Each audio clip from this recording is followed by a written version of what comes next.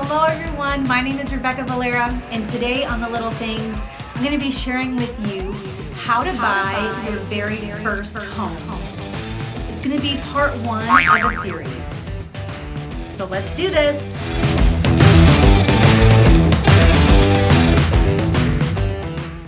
So when you're looking to buy that very first home, the first thing that you want to do is to hire a great realtor.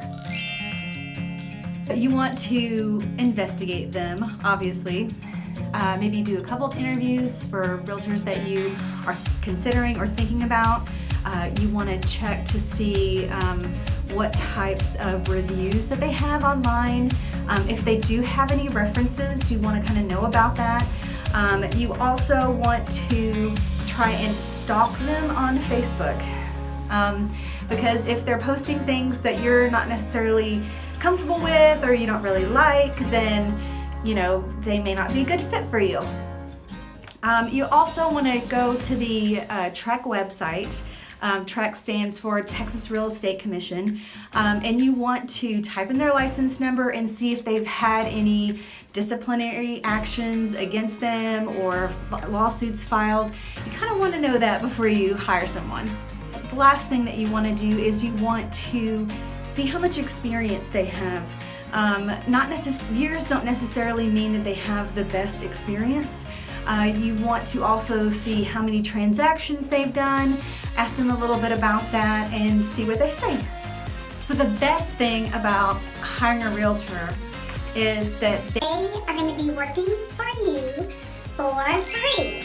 The seller is going to pay for your representation whenever you're a buyer. So it's amazing. It's the most amazing news that I can tell people is that when you're a buyer, you get free representation and you don't have to pay for any of it. The other good thing that you want to know about hiring a realtor first is that they will sit down with you. Usually they'll have an initial meeting with you explaining the entire process from start to finish. That way you are not caught off guard and you kind of know what's coming up as it plays out in your transaction. The other great thing about hiring a realtor is that you can sit down with them and put together a plan. So typically what I like to do is once I know when exactly their lease is up or when exactly they're needing to sell and then make that purchase afterwards, we kind of put together a timeline. And in that timeline, it kind of gives us a good plan for, okay, this is the time when you are looking at neighborhoods.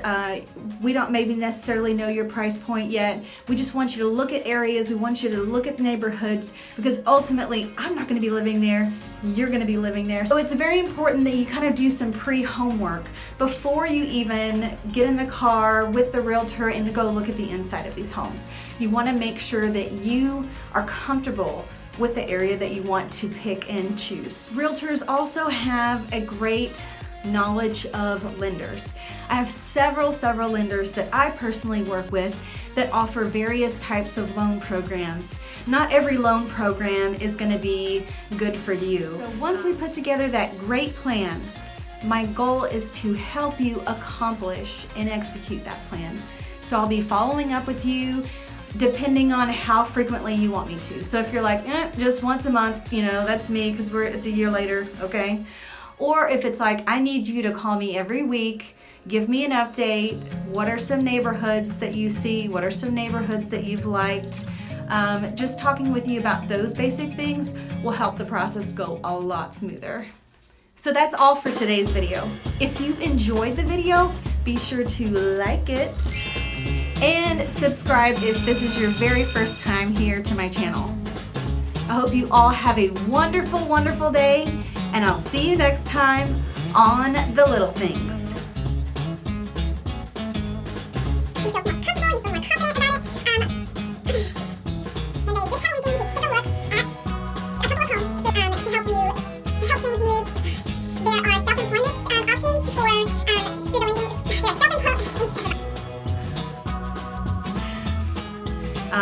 There are they're very